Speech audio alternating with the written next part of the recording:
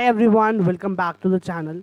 Last class में हमने fix exchange rate system जो है उसको कंप्लीट किया था। आज हम अपना flexible exchange rate system and manage plotting का कंसेप्ट करेंगे।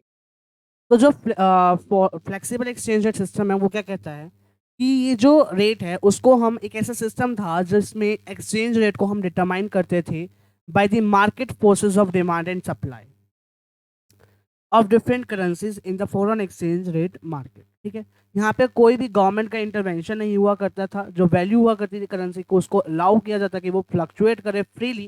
फ्रीली वो फ्लक्चुएट करती थी जैसे जैसे यहाँ पे चेंजेस आते थे डिमांड एंड सप्लाई के अंदर वैसे। जबकि फिक्स एक्सचेंज रेट सिस्टम में ऐसा कुछ नहीं होता था, उसको फ्लक्चुएट वो फ्रीली नहीं करती।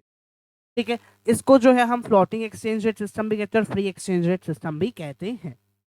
अब जो एक्सचेंज रेट होता है वो डिटरमाइन किया जाता है मार्केट के थ्रू, यानी कि through interaction of thousands of banks, firms और अदर इंस्टीट्यूशंस जो बाय और सेल करते हैं करेंसीज को for the purpose of making transactions in the foreign exchange. Advantages and disadvantages क्या है? एडवांटेजेस ये है कि एलिमिनेट करता है कि क्या किस चीज़ की प्रॉब्लम को एलिमिनेट करता है, ओवर और अंडर वैल्यूएशन ऑफ करेंसी को। यहाँ पे कोई गवर्नमेंट की नीड नहीं होती कि वो होल्ड करे लार्ज फॉरेन एक्सचेंज रिजर्व्स को। डिसएडवांटेज ये है कि ये इंश्योर नहीं करता stability in the foreign trade. कि मान लो अगर मार्केट डिमांड के कारण changes in the demand and supply, क्या पता एक्सचेंज रेट फॉल हो जाए और कुछ दिनों बाद वो बढ़ जाए, तो कुछ नहीं पता चलता। ये स्टेबिलिटी नहीं प्रोवाइड करता, स्पेकुलेशन होता है इससे। करेंसी फ्लक्चुएशन से फॉरेन ट्रेड पे डिस्करेज होगा। मान लो अगर आज मैंने देखा कि भैया आज रेट चल रहा है $1 का 50 रुपये।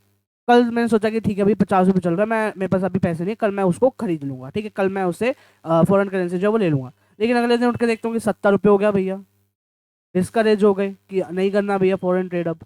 तो इससे होता है। ठीक है, अब यहाँ पे क्या कहते हैं कि जो डिमांड है फॉरेन एक्सचेंज के लिए उसका एक इनवर्स रिलेशन है between the exchange rate and the demand. मतलब अगर यहाँ पर डिमांड बढ़ेगी तो यहाँ पर एक्सचेंज रेट क्या हो जाएगा? फॉल हो जाएगा। अगर सॉरी एक्सचेंज रेट फॉल होएगा तो डिमांड क्या हो जाएगी? बढ़ जाएगी। और एक्सचेंज रेट अगर बढ़ गया तो डिमांड क्या हो जाएगी? फॉल हो जाएगी। यहाँ पे इनवर्स रिलेशन, जबकि सप्लाई के साथ एक डायरेक्ट रिलेशन है। अगर यहाँ पे एक्सचेंज रेट फॉल हो जाएगा तो यहाँ पे सप्लाई क्या हो जाएगी? बढ़ जाएगी, जबकि एक्सचेंज रेट के बढ़ने से सप्लाई कम हो जाएगी। ठीक है, फिर हमने ये foreign fix exchange rate system जो है वो कर लिया था लास्ट क्लास के अंदर, राइट। तो अभी हम डिस्कस करने वाले हैं मैनेज प्लॉटिंग। आई नो कि उसमें कुछ लिखा नहीं है because I have erase that old stuff ताकि आपको क्लीन दिखे। ठीक है, तो मैनेज प्लॉटिंग क्या होता है? Manage floating it refers to the managing the float rate of exchange by the central bank. जैसे buy sell and purchase of foreign exchange. मतलब ये क्या होता है? ये फ्लोट रेट ऑफ एक्सचेंज को मैनेज करता है कौन? Central bank. कैसे? सेल और परचेज करके फॉरेन सिक्योरिटी, फॉरेन एक्सचेंज को in the international money market. अब जो सेंट्रल बैंक्स होते हैं, जो सेंट्रल बैंक होता है वो क्या करता है? वो इंटरवीन करता है कि वो रिस्ट्रिक्ट कर सके इन फ्लक्चुएशन को इन एक्सचेंज रेट, और रखता है क्या? एक्सचेंज रेट के ऊपर एक क्लोज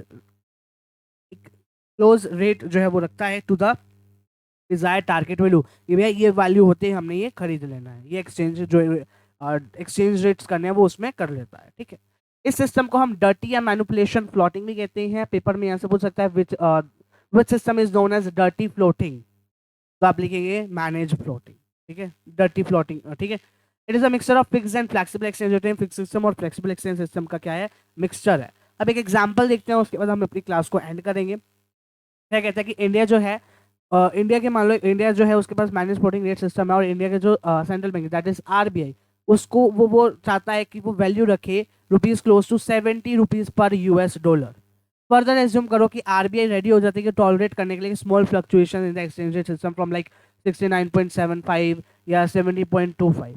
अब due to excess demand for rupee, जो वैल्यू है रुपी की वो तो फॉल होगी below the desired level of $69.75।